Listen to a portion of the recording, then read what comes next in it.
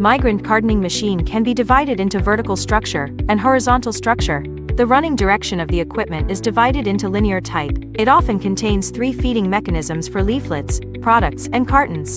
The whole cartoning process can be divided into mainly 3 steps: carton forming, filling, and closing. The sealing way can be divided into glue spraying, flap inserting, and bottom buckling. It can be used alone or cooperated with other machine. In Migrant, we can customize cartoning machine with different functions as your requirements. Also integrate upstream and downstream machines to form complete production line. Get the solution? Please contact me.